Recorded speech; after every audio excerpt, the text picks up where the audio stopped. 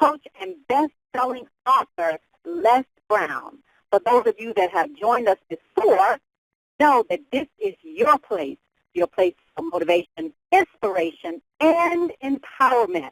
I am Anita Hicks, your host, motivational speaker, life coach, and business trainer. And I want to thank each and every one of you for investing in yourself and joining us on the call tonight. After the call, you will have an opportunity to hear ways that you can stay connected to Les Brown, his Les Brown Platinum family. But for now, the man of the hour is on board. Mr. Brown, how are you? I'm great, and so are you. Doing better than good, better than most, and sometimes even better than bad. In the sunshine, I can hear it in your voice today. Well, Les, yes, I'm in San Diego. Wow, are you doing training there? San Diego, and it's so beautiful. Yes, I'm speaking for Coldwell Banker, a real estate company, and so to a group of brokers and realtors, and so it's going to be exciting speaking with them tomorrow. So it's just a gloriously beautiful day today. Saw some of the seals and birds and pelicans when we were driving down here, so I'm excited to get started. Well, welcome. Well, I'm going to mute my phone and take it from here. Okay, thank you so much. I want to thank everybody for being on the call. I want to thank my daughter, Ona. She did a good job last week. She's trying to close in on her father. Come on, girl. I'm not scared of you. Bring it on. Had a great time in Las Vegas. I spoke for the Malibu Mastermind with Steven Supini and Kevin Harrington from Shark Tank. And it was a great experience. And we were teaching entrepreneurs and speakers and coaches of how to use their stories strategically to build a national platform, international platform, and to earn seven figures. And we're going to be doing a few of those events, but we're going to be doing them with a very select number of people. And one of the things that I want you to do right now, I want you to think about your goals and dreams. And as you think about your goals and dreams, I want you to raise the bar on yourself. I always say that. Why? Because we can do more. But unfortunately, because of mental conditioning, because of our circumstances, because of our relationships, in most cases, they rub off on us, and most people go through life doing just enough to get by, being average. And average is over. The time where you can just be average, the time where you can just do just enough to get by, that day is gone. There's so many variables that can affect your life. Even if you're the number one salesperson on your job, that company can have a merger or decide to restructure, and you'll be out of your job. Or an accident or a sickness of a loved one can change your life overnight. So this is a time that things are changing rapidly. It's the best of times, and it's the worst of times. So this is the time where you want to begin to align yourself with an elite group of people that I call hungry. If you want to make it today, you've got to be hungry. And most people are not hungry. Now, what do you mean by that? People that are hungry are willing to do the things today others won't do. People that are hungry manage their time. People that are hungry, they align themselves with people that they can learn from, that they can grow from, people that will stretch them mentally and intellectually, and people who have resources and contacts and relationships that can help them accelerate their progress in the direction of their dreams. People that are hungry are working to develop their talents and their abilities, and they stay away from people who are entertainment-driven, and they surround themselves with people that are achievement-driven. People that are hungry know that whatever they have done up to this point, and they have things, but they know that whatever they have done, it's only a tip of the iceberg of what's possible for them. People that are hungry are looking for ways to live full and to die empty. My daughter, Ona Brown, you can go online and check her out, Ona Brown, O-N-A, OnaBrown.com. She went to an event where Fort Lauderdale, Maya Angelou spoke. And Maya, who now she's around 86 years of age, and they brought her in and they wheeled her on stage in a wheelchair. And Ona said during the presentation, it was standing room only, at a moment in her presentation, photographers are taking pictures, and she paused and said, "Excuse me, don't take any more pictures. I'm a teacher. I'm teaching now."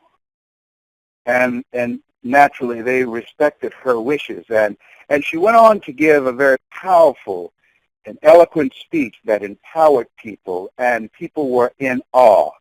And then they pushed her off the stage in her wheelchair, and she began to get her oxygen before going out to meet people. Now, I spent a full day with her at her home, and it's one of the most incredible life-transforming moments in my life. But what Ona was saying to me, Dad, here she was at 86, that she could call or had someone call from her office and say, "I decline to do that speaking engagement. At this age of my life, I'm retiring. I'm not going out speaking anymore. I don't have anything else to share." At 86, and with an oxygen device, she spoke. She's still doing her work. She's still using her words to make a difference. She's still using her knowledge and her experience to make a mark. And I say to you, as you look at yourself and look at your goals, forget about your years, and your years will forget about you. Push yourself. You're going to have some tough times. Things are going to happen. Some things will happen financially. Things will happen to loved ones. Some things will happen to you physically. I know about that. I just overcame a 19-year battle and defeated cancer. And so it was not easy. It was a journey the whole time. And so as you look at your goals and look at your dreams, one of the things I clearly know, and I believe this, and you can write this down, that life is a fight for territory. And once you start fighting for what you want, what you don't want will automatically take over. Life is a fight for territory. And once you start fighting for what you want, what you don't want will automatically take over. Most people go through life surrendering, having the power of themselves. When things get difficult, when things become challenging, hey, that's a part of the territory. When you have big dreams, when you have things that you want to do, things that you want to accomplish, be it a relationship, be it losing weight, improving your health, be it restructuring your business, or deciding to leave a job where you've gone as far as you can and to strike out on your own, or to do something that represents who you are, that is the purpose and the meaning of your life and gives your life a sense of fulfillment, whatever that is, it's going to be challenging. That's why 80% of Americans go to jobs every day that they hate. There's another percentage, that's a 14%, that's hungry. I said, no, I'm not settling. I'm not going out like this. I want more.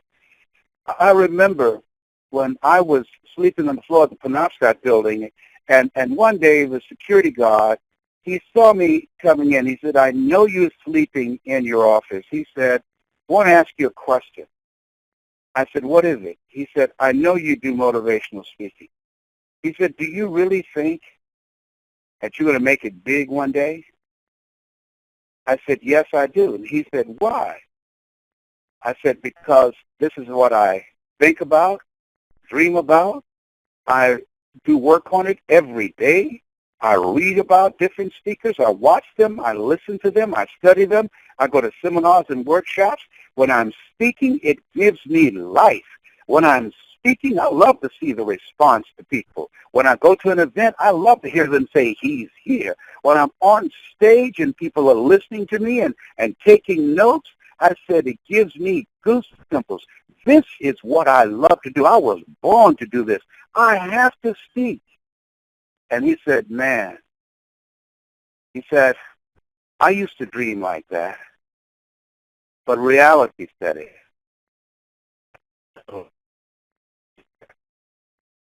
As a security person, I had some major setbacks. My mother got sick and she died, and my father, he left when I was around 6 years old, and I had to raise my brothers and sisters. And I said, I'm sorry to hear that your mother passed. My mother passed of breast cancer, and I'm sorry for the challenges that you face. I said, but let me ask you something. Is that dream still in your heart? He says, yes. And every day you pass here, I think about it. And that's why I have not reported you to the management. He said, I know you're sleeping in your office, and you're not supposed to do that. He said, but I've started thinking about my dream, and you have not given up on your dream, man. Man, you really want that. I said, yes, I do. He said, be careful. The other guys who work this duty, they're not going to be as lenient as I am. But I understand, man, about being hungry for something. You know, I tell you, when you're hungry for something, sometimes life will give you a pass. When you're hungry for something, sometimes life will introduce angels that will intervene for you, that will cover for you. When you're hungry for something, doors will be open that you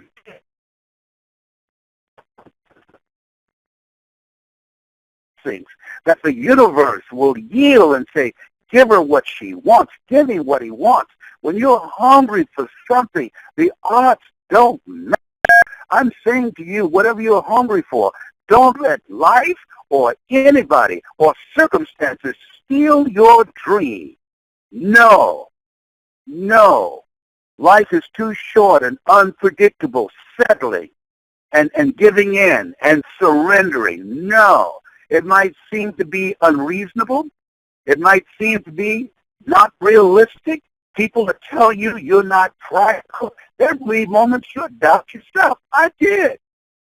It might not make sense for you. I understand. You might not have enough money or all the things you need going for you in order to get in the game. I understand. I say to you, don't judge according to appearances. Lean not unto thine own understanding. If you got the heart for the fight. See, let me tell you, if I had to bet on somebody in life, that you can win one or two ways, and you see it in sporting events. You can win through skill, or you can win through will. I didn't have the college education. I still don't. I didn't have the corporate training. I still don't. I had will. Jesus said, whosoever will, let him come.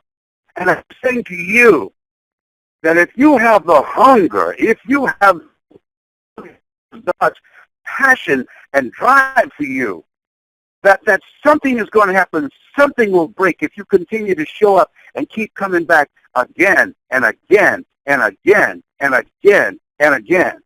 Here's the other thing. As you look at your goals, as you look at your dreams, you have better tools today. As you look at yourself, you have to increase your knowledge, because he or she who learns the most earns the most. And you have more choices now than ever before.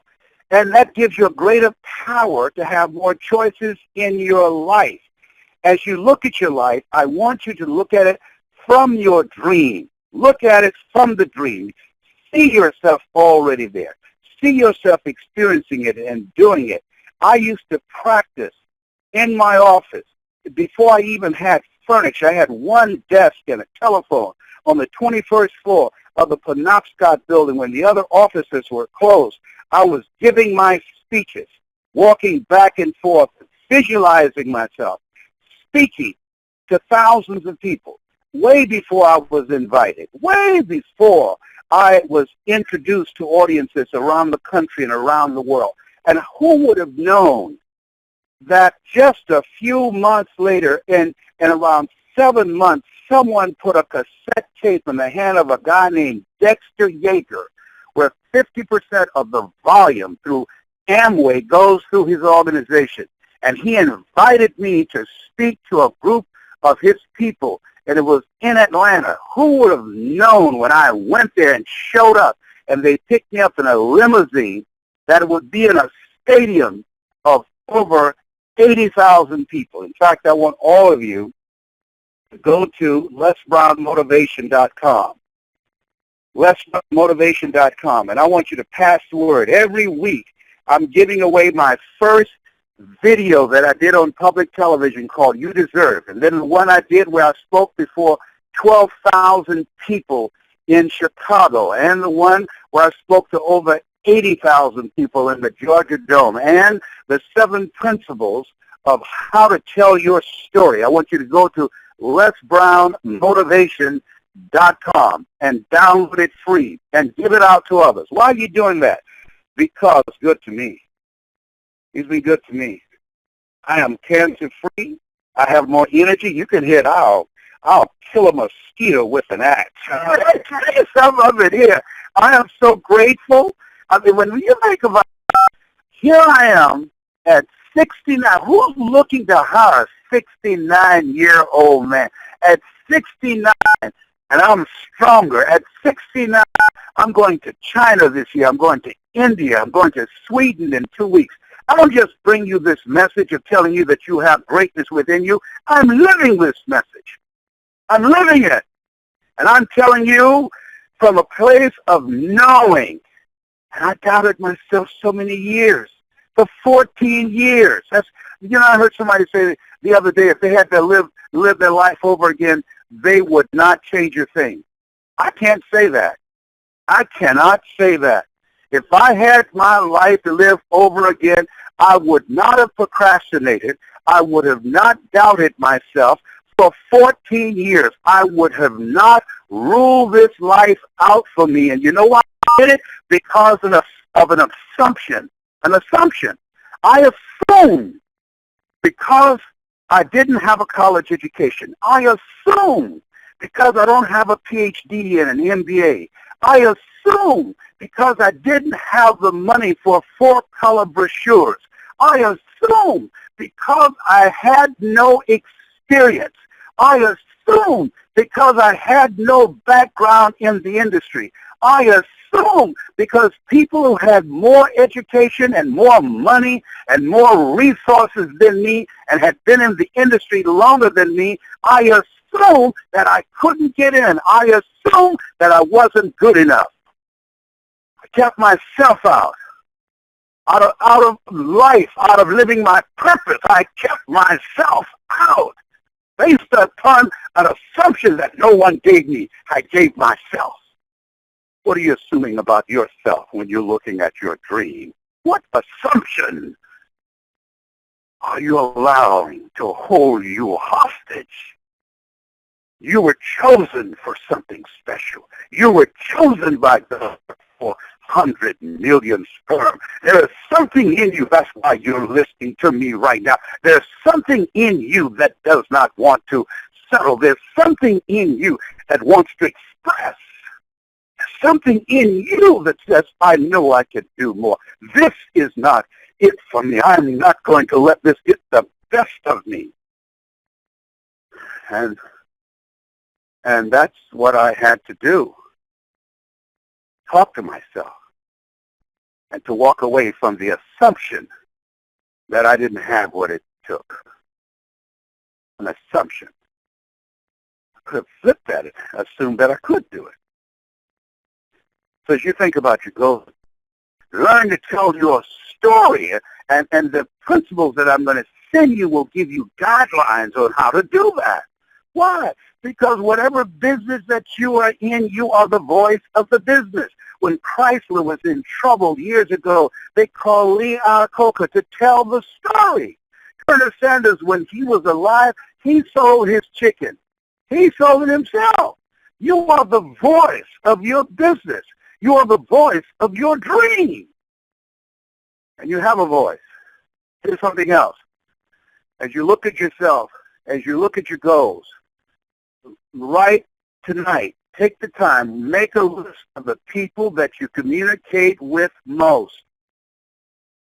And write them down and look at them. And ask yourself this question. Who should I count on? Call the name out loud. And listen to your body. If your energy level goes up, then you put a check by the name. If your energy level is neutral or goes down, draw a line through it. Why? Because you can't, and I found this out on my own personal experience, you cannot live your dream. You cannot soar to new heights if you're weighed down by toxic, negative, do-nothing people. You can't be around people who aren't doing anything. Bet you can't hold a conversation about anything other than the last episode about scandal or whether or not the Chicago Bulls will make it or if LeBron James and the Heat will make the playoffs. You can't do that. When you got a goal and a dream, you've got to be singularly focused. When you're hungry, it becomes your magnificent obsession. When you want to throw in the towel on yourself, I had to think about my mother when I wanted to give up. And I thought about my mother when I used to sit by her bedside and when I would rub her ankles that were swollen with arthritis. And I thought about when she was raising us and we knew when it was going to rain. She said, "Oh, Arthur's bothering me." "Mama, who's Arthur?" "My arthritis." But yet and still, she got up and she fixed breakfast for us. She had a cup of coffee. She smoked her little Lucky Strike. She had one. And I'm not talking about a filter. Baby Brown smoked a Lucky Strike every day. She loved her Canadian thick bacon, the 2 eggs, a Lucky Strike. She would smoke that, and she had a cup of coffee. My mother was something else. That was her ritual every morning. And she would get dressed to go to work on Miami Beach to clean homes and to keep children and cook for families in spite of her swollen ankles, in spite of her swollen knees. She made it happen. And when you are hungry for a dream, you'll make it happen. You'll figure it out. See, most people are living their fears because they're wimps. That's what I was for 14 years. I was a wimp. I didn't have the stomach for what it took to pursue my dream. I use excuses, of course, to give myself a pass. I don't have a college education. I never worked for a major corporation. I don't have any contacts. I don't have the 4-color brochures. Who's going to hire me to come in and motivate them to do something I've never done? I had all kind of excuses. See, in life, you can either have excuses or you can have results. And finally, I came to a place within myself. I was and I saw someone, and I said with tears in my eyes, if they can do it, I can do it. This is my key to take care of my mother. This is my key to take care of my children. This is my key to create a new life for myself. And I threw gasoline on the bridge. You got to burn the bridge. See, I just came to a place in myself and said, I can't go back home. I can't go back home. Leslie, come on back home, baby. I can't, Mama. I can't. I can't come back home and live with you. I can't. When I come back home, I'll be able to take care of you, but I can't come back home and live with you. I've got to figure this thing called life out. And nobody said it would be easy. Nobody. What is your dream? What do you want? I don't know where you are in your life. I don't know what you are going through or growing through. But here's what I know, based upon my own experience. Greater is he that is in you than he that's in the world. What's in the world? Rejection. What's in the world? Adversity. What's in the world? Opposition. What's in the world? Tough times. That's what's in the world. Yeah. And you've got some stuff in you. You've got greatness in you. You're greater than any situation in your life. You are greater than any setback in your life. You are greater than your circumstances. You are greater than the toxic relationship that you have allowed yourself to be abused in. You are greater than the job that you allowed yourself to be stifled in. Yeah. You have a greater future that's calling your name. What's your dream? Terry came to the training. Terry has a son, Gabriel, who has autism. And she came to the school after the school called her and said, come get your son. He's spitting and fighting kids. And when she came to the school, the teacher had her back to the door, and she didn't see Terry at the door. And the teacher pointed at Gabriel, Terry's son, and said, They don't pay me enough to teach this how to read. And Terry, at that moment, had a choice. And I'm sure you've been in situations where you had a choice to get angry or to take responsibility. She could have gotten angry, cussed the teacher out, gone to the principal's office or the school board to demand that the teacher be fired for what she said to her son and about her son before all the students. But rather than do that, Terry took responsibility. She walked over to Gabriel and grabbed him by his hand. See, Terry, if you see Terry, she has a dress on and she's going to stand out. You would know her if she came in a room because she has on her dress the word believe. That's her dream. She's doing word of mouth marketing. Believe. See, the school system didn't believe that Gabriel would ever be able to talk.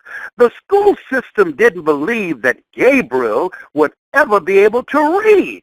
The school system didn't believe that Gabriel could live a normal life, but Terry believed. This mother believed, and she took him home, and she started reading books, and she started working with him. She got the voices of friends like me and said, I want you to put something on a recording for Gabriel. Hello, Gabriel, this is Les Proud. You have something special. You have greatness within you. You are brilliant. You're going to make a difference in life. You're going to make your mother proud. You're going to make the world proud. Every night before Gabriel goes to sleep, his mother, Terry, plays recordings of friends for him to listen to before he goes to sleep, for his subconscious mind to be programmed. And one day after 4 hours of working with Gabriel, who never spoke a word up to this point, she got up, exhausted, ready to go into the room to lay across the bed, and as she was walking away, she heard the voice. She heard these words, Mama. See, sometimes a dream will call your name. Mama. She turned around. She was shocked because that was not the word that she was working with him. She was working on cat and that and night and morning and thank you. She never told him to say, Mama.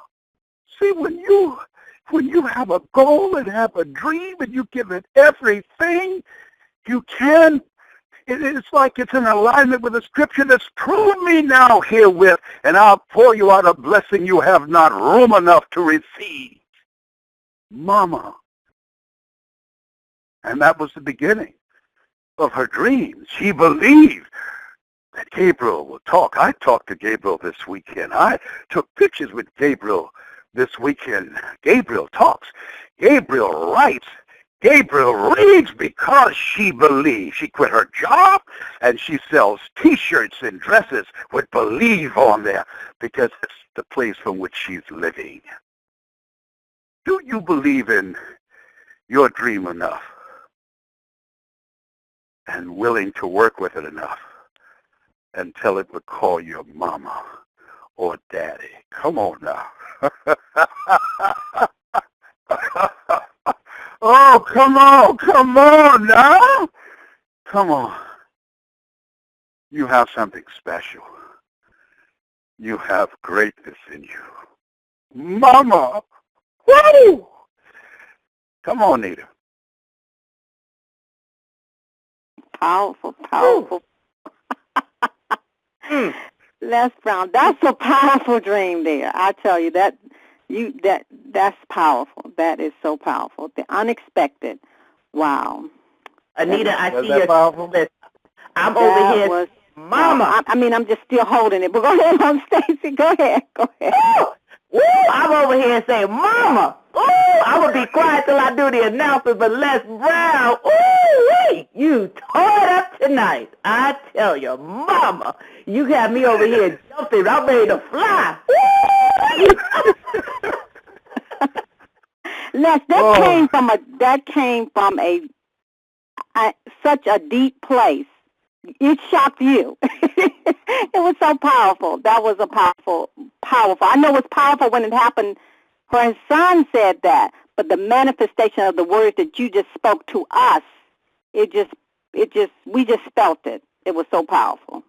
It was really powerful. Thank you. And spending time with Gabriel this weekend in Las Vegas and Terry and seeing him and knowing that had his mother believed what the school system said, had his mother bought into what the teachers said, they don't pay me enough to teach this, how to read. She had a choice to be angry or to take responsibility. And I know, when you believe in your dream, you take responsibility to put in the work, to do whatever is required to work with that dream until it calls you by your name, Mama. Come on. Call me daddy, baby. Who's your daddy? Talk to me. Sometimes you got to stop that dream and say, what's my name? Spell it backwards. That is so powerful. Just her faith to believe. She is the walking word. And yes, she is. The walking word, to walk around, to believe, no matter what, like you said in your post this week, no matter what, she believed. Mm-hmm. And then when that manifestation came, it just blew her away. I'm telling you, you just blew us away tonight, Mr. Brown. I tell you. And she never leaves the house with anything on. Every garment she has believe written on it, and she has T-shirts. It's a conversational starter. She's never worked a full-time job since then. She does word-of-mouth marketing, and I'm asking those of you that are listening, help me with this mother who believes, who sells these T-shirts so she can spend the time necessary not only to work with her son Gabriel who has autism, but other parents who have children with autism so she can teach them the things that she learned in working with her son to learn how to read, to learn how to speak, and to learn how to be integrated into the school system. There's things she's learned, just like the innovative thing. Before I left there, she said, Les, I want you to say something else to Gabriel. And she pulled out her recorder. And I said, hello, Gabriel, this is Les Brown. She carries a recorder around, and anyone she meets, she records a statement from them to Gabriel, and when he gets ready for bedtime, she plays it. He listens to these words from strangers until he goes to sleep. The program is Designed for Greatness. Faith comes by hearing. So she knows that when this young man hears this, not only does she believe it, the world believes it. So they're speaking life into him. So that is really powerful. She's actually doing the work. She's doing the work. She's not about it. She's not talking about it. She's being about it. So you said tonight, whatever you are hungry for, don't let life or your circumstances steal your dream. And she is definitely not letting life or circumstances steal her dream nor her seed. That is just amazing. Yes. One of my nephews has autism, and hearing that story, that's why that mama it shook me to the core, because I know watching and seeing what that is so powerful. Unless I definitely want to contact her personally, get a shirt, and share that with my family, because that is amazing what she's doing. She's walking, as Anita said, by faith, and you delivered that message to inspire us all. There are no excuses. Now is the time. So does she have a website, this young lady? How do we contact her? I'm going to give you her number, and I'm sure she would not mind. She does volunteer work. She's with some women right now in a homeless shelter. She does motivational speaking for them. She's been to many of the seminars that I've had in L.A. I'm going to give her number out, and I'm sure she'll be okay, because she needs to sell more T-shirts. But even while she's taking care of her son, she's making time in her schedule to speak to women who've been in abusive relationships and are homeless with kids, and she goes to motivate and encourage them. And they listen to the call every Monday night in Las Vegas. Her number is 702 243 8808. And what is her name? Her name is Terry, and his name is Gabriel Terry. 702-243-8808, 8808, and she'll give you the website, and you can then give it to everybody so people can order T-shirts. She's a wonderful mother, wonderful person. I've been working with her to tell her story about the power in believing. Powerful, powerful, powerful message. And Yes. Thank you so much for being on the call tonight. Indeed, Thank you. It's a pleasure. It was a Well, phenomenal I had message. to bring it after Ona was on last week. I had to bring it, honey. Ona has been burning it up. Yes, she Yes, has. Ona was not playing, Les. Ona was not playing. I told her, we even had callers say that, yeah, we love Les Brown, but Ona. Well, I got some other platinum sneakers that can warm this thing up too, like y'all. Yes, So yes, don't worry. yes, We gonna break some others up in here. Okay, thank y'all so much. Good night. Thank Love you, you. Les. Good night. All right. You too. So as I always like to remind you to never, ever give up on your dreams, because the world awaits your light, your authentic gift. God bless you all, and God bless your dreams. This is Anita Hicks, and thank you so much for joining. Good night, everyone. Good night.